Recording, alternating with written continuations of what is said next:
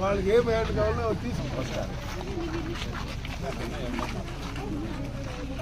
రాజాధిరాజాయ ప్రహస్య సాహినే నమో వయం వైష్ణవణాయ కూర్మహే సమే కామాన్ కామకామాయమశ్యమో కామేశ్వరో వైష్ణవనో దదాతు కుబేరాయ వైష్ణవణాయ మహారాజాయ నమః. యో వేదాం బ్రహ్మణో వేద సహస్రశీర్షా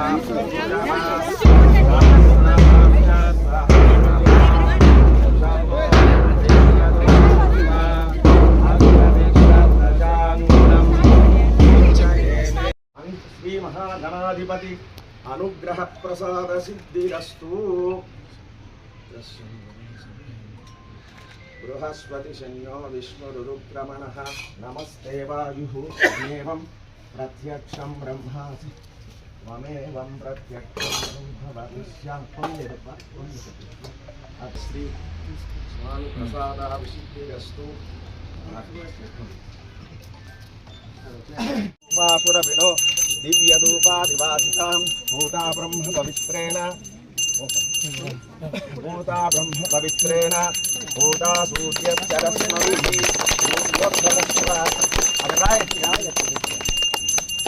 ఓం ధియో యో నః ప్రచోదయాత్ ఓం భూర్భువః తత్సర్వితుర్వరేణ్యం భర్గో దేవస్య ధీమహి ధియో యో నః ప్రచోదయాత్ భూతానామదుపతి సమావస్వస్మిన్ బ్రహ్మన్నస్మిన్ క్షత్రస్యాం పురోదరాయామస్మిన్ నయత్రం షట్కోటిదేవతానామకండల వీతిహోత్రదండకటనట్టంచరపాణిపనిశ్యూమీకరణ వైశ్రవణ కిన్నెర శేషేకరాణాం యయాతి భరత భగీరథరామాంభరీషాది భూపతీనాం నందనవన సుతతరి చింతామణీనాం దదిమధు క్షీరాజ్యగురకర మరీచి కదలి హరిద్రాది శోభనద్రవ్యానాం కుశదూర్వాక్షత ద్వాదశాం క్షత్రియంశానాం విశ్వసేన అనుగ్రహేణ శ్రీ ప్రారంభ ముహూర్తో సుప్రతిష్ఠితమస్తు.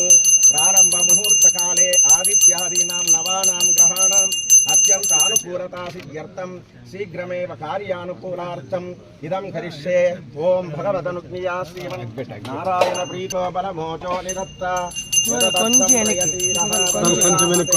తస్మాదానద్యో నామస్తు నామో నామాని సింధువః యత్ప్రేషిత వరుణేన కాశీపదం సమవల్కత తమోహికం ఇంద్రా వైశక్తిభిర్దేవి తస్మాద్వార్నామహోషితం ఏకో దేవో అభ్యతిష్టః చందమానాయతావశం ఉదానిశిర్మహీరితి తస్మాదుదకముచ్యతే వితాపః ఆసురగ్ని సోమో బిభ్రత్యాపయిత్తాః. చూసుకుంటా చాలా రోజులు లేదు ఈ మధ్య మీరు కూడా కొంచెం అదే కొంచెం మీద ఆరోగ్యం ఇది అమ్మాయి వేరే కొంచెం అదే తెలుసు. అందుకే అదే అమ్మగారు వచ్చారు వచ్చింది భగవంతుడు మనకి ఏదో ఒక శిక్ష మనిషి పెట్టినట్టు ధైర్యంగా ఉండండి సార్. మీ పోటీ వాళ్ళ ధైర్యమే మాకు భగవంతుడు ఎవరికి ఏం చేస్తాడో తెలియదు. మనుషులం మనం. అది మంచో చెడ్డో మనకు అర్థం కాదు. ధైర్యంగా ఉండండి సార్. స్థానిక శాసనసభ్యులు అమర్నాథ్ రెడ్డి గారు, అదేవిధంగా వేదికలో ఇచ్చినటువంటి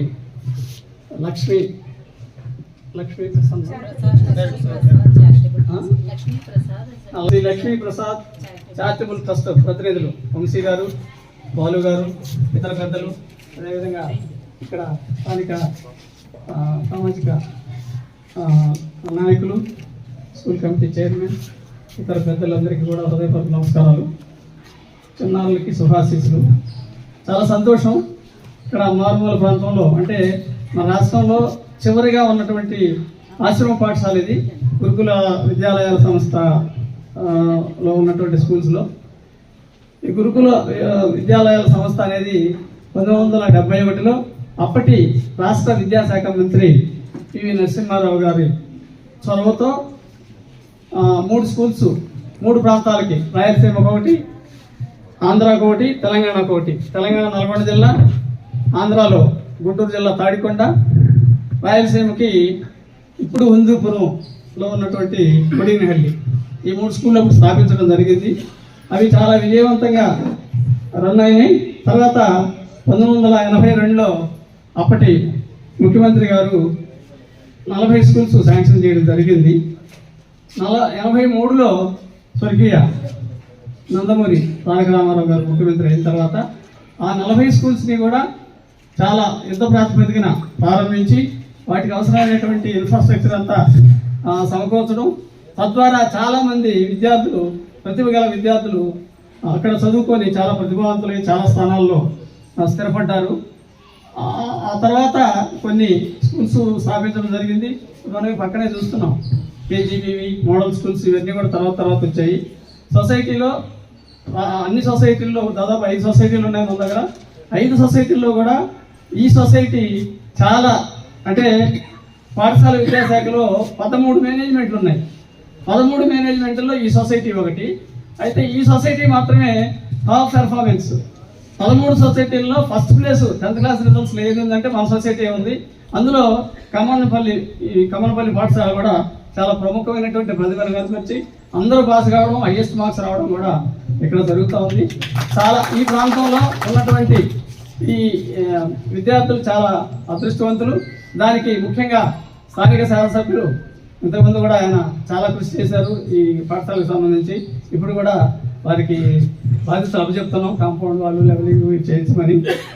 ఇక్కడ ఇంకొక పాఠశాల కూడా ఉంటే బాగుంటుంది అనేది, దీని మీద ప్రెషర్ తగ్గుతుంది అనేది కూడా మాట్లాడడం జరిగింది సార్తో. వారు సానుకూలంగా స్పందించారు. ధన్యవాదాలు సార్. ఈ సొసైటీస్ చాలా బాగా పనిచేస్తున్నాయి సార్. మన ఏరియాలో ఇంకా కొంచెం బాయ్స్ స్కూల్స్ కూడా కొన్ని పెట్టుకుంటే ఈ ప్రాంత అంటే మన వెనకబడిన ప్రాంతం విద్యాపరంగా ఇంకా కూడా అభివృద్ధి చెందడానికి అవకాశం ఉంటుంది. దయచేసి నాకు సహకరిస్తారని భావిస్తూ, ముఖ్యంగా మనం ఎక్కువగా ఈరోజు ఇక్కడ సమావేశం కావడానికి చారిటబుల్ ట్రస్ట్ వారు కారణం. దాదాపు 3 నెలల నుంచి వారు ఇక్కడ ఈ ప్రయత్నం చేస్తున్నారు. నేను వచ్చేటువంటి పరిస్థితి లేకపోయినప్పటికీ మీరు వస్తే తప్ప మేము ఫౌండేషన్ ఏమో, ఎమ్మెల్యే గారు మీరు వస్తే తప్ప మీరు చేయమంటే ఇది తప్పనిసరి పరిస్థితుల్లో ఇక్కడికి రావడం జరిగింది. ఈ కార్యక్రమం ఇలా జరగడానికి కారణం వాళ్ళే. ముఖ్యంగా మనం ఒకటి గుర్తు చేసుకోవాలి, మనం ఏం చదువుకున్నా, ఏ స్థానంలో ఉన్నా, ఏ పని చేసినా, ఏ వృత్తిలో ఉన్నా, వ్యాపారంలో ఉన్నా కూడా సమాజం వల్లనే మనం బ్రతకగలం. సమాజం లేకుండా మనిషి మనుగడ సాగించలేడు. ఎందుకంటే మనకి ఎక్కడైనా ఆవాసాలతో సంబంధం లేకుండా నిర్మానుష్యమైన ప్రదేశాల్లో మనకు అవసరమైన అన్ని వసతులు, బిల్డింగ్లు ఉంటాయి, కార్లు ఉంటాయి, సర్వెంట్లు ఉంటాయి, అన్నీ ఉంటాయి. ఒంటరిగా ఒకే కుటుంబం బతకగలమా? బతికినా కూడా ఎన్ని రోజులు బతకగలం? ఉండగలమా? మిగతా జనాలతో సంబంధం లేదు, మిగతా కుటుంబాలతో సంబంధం లేదు, సమాజంతో సంబంధం లేదు, ఉండగలమా? ఉండలేము. అంటే మనము సమాజంలో మాత్రమే మనుగడ సాగించగలము, సమాజం వల్ల మాత్రమే మనం బతకగలుగుతున్నాం.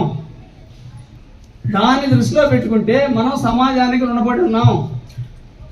సమాజంలో ఎవరికి ఏ అవసరాలు ఉన్నాయి, సహాయం కోరేవాళ్ళు ఎవరున్నారు, ఇబ్బందులు పడేవాళ్ళు ఎవరున్నారు, ఎవరెవరికి ఏ విధంగా చేస్తే వాళ్ళు అభివృద్ధి చెందుతారు అనేటువంటి ఆలోచన చేసి మనం అంతో ఇంతో సహాయం చేయాల్సినటువంటి అవసరం ఉంది. దాన్నే మనం సామాజిక బాధ్యత అంటాం. చేసేవారు ఇప్పుడు బిల్డింగ్స్ కట్టిస్తున్నారు. అందులో భాగంగా చూస్తున్నాం మనం లక్ష్మీ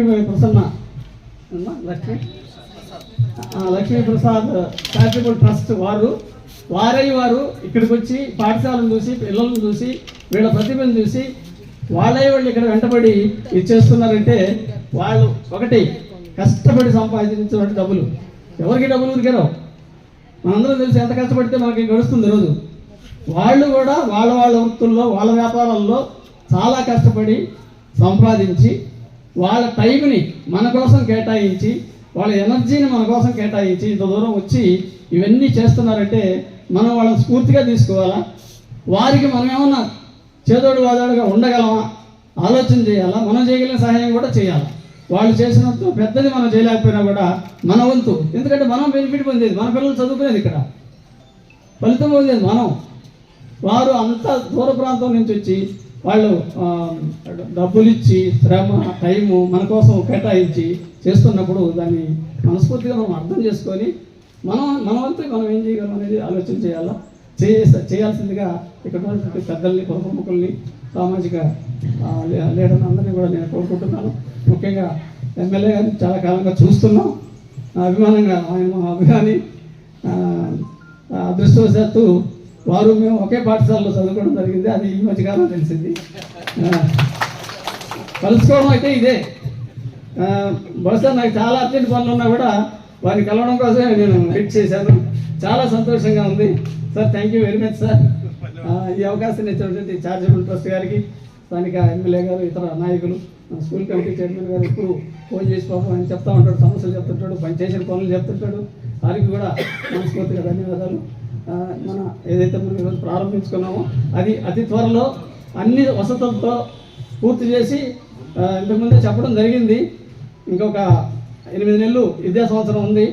ఈ 8 నెలల లోపు కంప్లీట్ చేసి మాకు ఇస్తే వచ్చే విద్యా సంవత్సరానికి మా పిల్లలకి చాలా మంచి వసతులతో వాళ్ళు ఇంకా ఆనందంగా చదువుకుంటారు, మంచి ప్రతిభ కల్పిస్తారని ఆశిస్తున్నా. అందరికీ కూడా ధన్యవాదాలు తెలియజేస్తూ సెలవు తీసుకుంటా. ముఖ్యంగా నిజంగా కూడా దానికి ఆయన అధికారిగా ఇక్కడికి రావడం మాత్రం నేను మనస్ఫూర్తిగా కూడా సంతోషిస్తా ఉన్నాను. అదేవిధంగా ఈరోజు ఏపీ రెసిడెన్షియల్ గర్ల్స్ సంబంధించినటువంటి ఈ స్కూల్లో డార్మెంటరీలు కట్టారు. దాదాపు 1.5-2 కోట్లు ఎస్టిమేట్ అనుకున్నాం.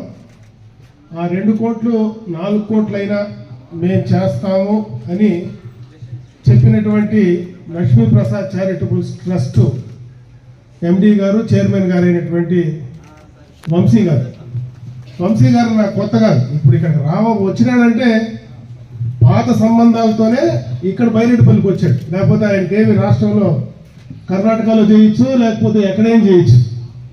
బైరెడ్డిపల్లి ప్రత్యేకంగా ఎంచుకోవడానికి ప్రధాన కారణం మాకున్నటువంటి సంబంధాలే. ఇప్పటి నుంచి కాదు, ఎన్నో సంవత్సరాలుగా వారి మామగారితో ఆయనతో ఎక్కువ సంబంధాలు ఉన్నాయి. వాళ్ళంతా కూడా కర్ణాటకలో పెద్ద కాంట్రాక్టర్లు, బళ్ళారిలో వాళ్ళు అక్కడ వ్యవసాయం కూడా చేసి ఎప్పుడో పోయి పూర్వంలో సెటిల్ అయ్యారు. ఎన్నో సంవత్సరాలుగా తెలుసు కాబట్టి ఈ నియోజకవర్గం అంటేనే వెంటనే వాళ్ళు ఒప్పించుకొని వాళ్ళు అనుకున్నది 1 కోటి రూపాయలది ఈరోజు 1.5 అయింది, 2 అయింది, రేపు 4 అయినా చేస్తామని ధైర్యంగా ముందుకు వచ్చారంటే అటు వంశీ గారు, అదేవిధంగా బాలు కిలారి గారు, ఇంకొక 2 ఎన్ఆర్ఐలు ఉన్నారు. వాళ్ళందరూ కూడా ఈ ట్రస్ట్లో భాగస్వాములు. వాళ్ళందరూ కూడా ఇక్కడికి రావడం, ఎక్కడో పుట్టి ఎక్కడో పెరిగి వాళ్ళ సొంత డబ్బులు అంటే వాళ్ళ సంపాదించినటువంటి దాంట్లో సేవా కార్యక్రమాలు చేయాలనేటువంటి ఆలోచనతో ఒక ట్రస్ట్ ద్వారా ఈరోజు మన భారతదేశంలో కానీ బయట దేశాల్లో ఉండేటువంటి ఈ ట్రస్ట్కు సంబంధించినటువంటి సభ్యులు కానీ వీళ్ళు ముందుకు వచ్చి ఈ మారుమూల ఉండేటువంటి ఈ ప్రాంతంలో నేను ఏదైనా చేస్తానని నిజంగా ఇక్కడికి రావడం నిజంగా మనస్ఫూర్తిగా ఈ ప్రాంత ప్రతినిధిగా వాళ్ళని నేను పూర్తిగా కూడా గౌరవిస్తున్నా. ఇటువంటి వాళ్ళని మనం ఇటు ఎన్నో సందర్భాల్లో కొన్ని చెప్పుకుంటే వాళ్ళు ఇంకా ఉత్సాహంగా మనకు చేయడానికి కార్యక్రమాలు చేయడానికి చాలా అవకాశాలు ఉంటాయి. ప్రభుత్వం అధికారంలోకి వచ్చిన వెంటనే ఒక 5-6 నెలల తర్వాత నేను లోకేష్ బాబు గారిని కలిశాను. ఎందుకంటే ఆయన మానవ వనరులు విద్యాశాఖ మంత్రిగా ఉండేటప్పుడు మొత్తం డిపార్ట్మెంట్ అంతా ఉన్నప్పుడు కూర్చున్నాం, పాదయాత్ర చేసాం. ఎందుకంటే మీకు అందరికీ తెలుసు, కుప్పం నుంచి మనం పాదయాత్ర చేసినప్పుడు ఇదే స్కూల్ పైన పోయాం. ఆ రోజు నేను ఎక్స్ప్లెయిన్ చేశాను పక్క నుండి. ఈ ప్రాంతంలో 3 స్కూళ్ళు ఒకే చోట ఉన్నాయి. ఇటు ఏపీ రెసిడెన్షియల్ స్కూల్ కానీ, అదేవిధంగా మోడల్ స్కూల్ కానీ, అదేవిధంగా కస్తూర్బా పాఠశాల కానీ 3 కూడా ఒకే చోట ఇంత పెద్ద ఏరియాలో ఉంటే 3 ఎట్లన్నా ఒకే చోట ఉన్నాయి. 3 ఒక ప్రాంతంలో ఎక్కడ ఉండవే, ఇంత పెద్ద రోడ్ సైడ్ ఇంత మంచి అట్మాస్ఫియర్ లో ఉన్నాయని ఆ రోజు మాట్లాడుతూ పోయాం. ఆ సమావేశంలో కూర్చున్నప్పుడు ఆయన గుర్తు చేసినాడు, నువ్వు ఆ రోజు చెప్పినావు కదా ఆ స్కూల్స్ దాన్ని ఒక కార్పొరేట్ స్కూల్స్ కు ధీటుగా మనం చేయాలా, ప్రభుత్వ డబ్బే అవసరం లేదు, దానికి వేరే రకంగా ఆ 3 స్కూల్ని కలిపి ఒక యూనిట్ గా చేసి కార్పొరేట్ స్కూల్స్ లో ఏ ఫెసిలిటీస్ అయితే ఇస్తున్నారో ఈ స్కూల్లో స్విమ్మింగ్ పూల్ తో సహా మనం కట్టివ్వాలన్నా దాని ప్రకారం నేను ప్రయత్నం చేస్తున్నానని చెప్పి ఆయన చెప్పడం, దాని ద్వారా వాళ్ళ ఆలోచనలకు అనుగుణంగా మనకు ఈ ట్రస్ట్కు సంబంధించినటువంటి సభ్యులు ఆ రోజు దొరకడం, ఇవన్నీ కూడా ఒకదానికి ఒకటి లింక్ అయ్యి యాదృచ్ఛికంగా అన్ని సెట్ అయ్యి అందరూ కావలసిన వాళ్ళు, అంటే ఆ ట్రస్ట్ సంబంధించింది మనకు సంబంధించిన వ్యక్తులు. ఈరోజు ఇక్కడ ఉన్నటువంటి అధికారి ఎప్పటి నుంచినో చిన్నప్పటి నుంచి నాకు తెలిసినటువంటి అధికారి. ఈరోజు ఇన్ని కలిశాయి కాబట్టి ఈ ప్రాంతంలో బ్రహ్మాండమైనటువంటి ఒక మంచి అట్మాస్ఫియర్ లో, ఈ పలమనేరులో ఆంధ్ర ఊటీ అని చెప్పుకునేటువంటి ఈ ప్రాంతంలో, ఎందుకంటే మన క్లైమేట్ మిగతా మాదిరి ఏడన్నా అటు కింద కనం దిగేసినాం అనుకో, పిల్లలు రాత్రి పడుకోవడానికి ఎండాకాలంలో చాలా ఇబ్బందులు పడాల్సి వస్తుంది. ఇక్కడ బ్రహ్మాండమైనటువంటి క్లైమేట్ లో మంచి అట్మాస్ఫియర్ లో ఇక్కడ ఆ స్కూల్కి సంబంధించినటువంటి అన్ని డెవలప్ చేస్తే ఇప్పుడే ఈ స్కూల్లో ప్రధానంగా కూడా ఈ రిజల్ట్స్ కూడా బ్రహ్మాండంగా ఉన్నాయి. ఈ రిజల్ట్స్ బాగున్నాయి కాబట్టి ఎక్కువ మంది స్టూడెంట్స్ కూడా వచ్చే అవకాశం ఉన్నాయి. ఇక్కడ ఇంకా ఫ్యాకల్టీ అంటే ఇక్కడ చదువు చెప్పడానికి ఎవరైతే ఉపాధ్యాయులు లేకుండా ఉన్నారో, ఎందుకంటే మన సెక్రటరీ గారు ఇక్కడే ఉన్నారు కాబట్టి ఆయన కూడా ప్రత్యేక శ్రద్ధ ఈ ప్రాంతం మీద పెడతారని నేను కూడా భావిస్తా ఉన్నా. ఎందుకంటే మనకుండే సంబంధాల వల్ల ఇక్కడ నేను ఏదో ఒకటి చేయాలా, ఈ ప్రాంతంలో చేయాలని. అదేవిధంగా ప్రభుత్వ పరంగా కూడా గతంలో చంద్రబాబు నాయుడు చెప్పినటువంటి మాట ప్రకారం మెగా డిఎస్సి ద్వారా మొత్తం కూడా కొత్తగా ఉపాధ్యాయులు త్వరలోనే కూడా పోస్టింగ్ రాబోతా ఉన్నారు. కావాల్సినటువంటి పోస్టింగ్స్ అన్ని కూడా తీసుకొని ఇక్కడికి చేయడానికి కూడా మంచి అవకాశాలు ఉన్నాయి. కాబట్టి ఈ యొక్క మోడల్ స్కూల్లో ఈ యొక్క ప్రాంతాన్ని ఈ మూడింటిని కలిపి ఒక మంచి హబ్ గా, ఎడ్యుకేషన్ హబ్ గా తయారు చేయడం, ఇంకా భవిష్యత్తులో ఇంకా పెంచేదానికి కూడా ముందుకెళ్ళడానికి కూడా అవకాశాలు ఉంటాయి. అంటే ఇక్కడ మనకు 6 నుంచి 10వ తరగతి దాకానే ఉందనుకుంటున్నా ఈ స్కూల్లో, 5 నుంచి 10వ తరగతి దాకా. అప్పుడే మనకు ట్రస్ట్కి సంబంధించిన వాళ్ళు మీరు చదువుకొని వస్తే మేము ఉద్యోగాలు ఇస్తామంటున్నారు. ఈ స్కూల్లో చదివితే వేళకు వాళ్ళు ఉద్యోగాలు లేరు. ఇంటర్మీడియట్ చదివినా ఉద్యోగాలు రావు. ఇంటర్మీడియట్ తర్వాత టెక్నికల్ గా క్వాలిఫై అయ్యి మళ్ళీ పోయి బయటకు పోయి చదివి వస్తే ఖచ్చితంగా కూడా వాళ్ళ ద్వారా బయట ఉండేటువంటి వాళ్ళ ద్వారా మనం ఇంకా కూడా ఆ యొక్క ఉద్యోగ అవకాశాలు, ఉపాధి అవకాశాలు కూడా పెంచుకోవడానికి అవకాశాలు ఉంటాయి. కాబట్టి దాన్ని ఆ రకంగా ముందుకు తీసుకెళ్ళడానికి మంచి అవకాశంగా నేను భావిస్తూ, ఎందుకంటే ఎప్పటి నుంచినో అన్నీ ఉన్నాయి కానీ ఈడ నీళ్లకు సమస్య ఉంది. ఈ మధ్యలో నేను శాసనసభ అయిన తర్వాత మొట్టమొదటిగా కస్తూర్బా స్కూల్లో అనుకుంటా, కస్తూర్బా స్కూల్లో బోర్ వేస్తే ఒక బోర్ వేస్తే రాలా, ఇమీడియట్ గా రెండో బోర్ వేస్తే మంచి నీళ్ళు వచ్చినాయి, 3-4 ఇంచులు వచ్చాయి. దాన్ని మొన్న స్టార్ట్ చేశాం.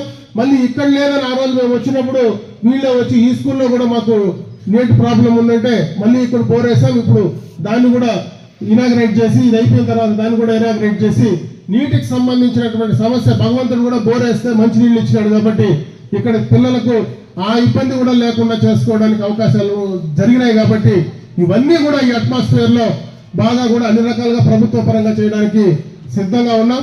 ఇక్కడ ఉన్నటువంటి పిల్లలు కూడా బాగా చదువుకొని ఈ స్కూల్కు, ఈ ప్రాంతానికి మీ తల్లిదండ్రులు కూడా మంచి పేరు తీసుకొస్తే ఇంకా ఎక్కువ మంది ఇక్కడ చేరి వారి భవిష్యత్తుకు మంచి బాటలు వేసుకోవడానికి అవకాశం ఉంటుందని చెప్పి తెలియజేసుకుంటూ ఈరోజు ఈ కార్యక్రమంలో ఎందుకంటే ముందుగా క్షమించాల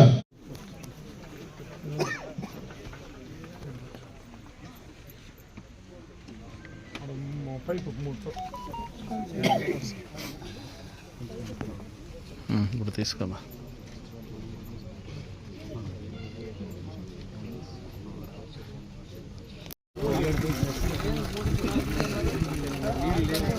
ఉందో భయలా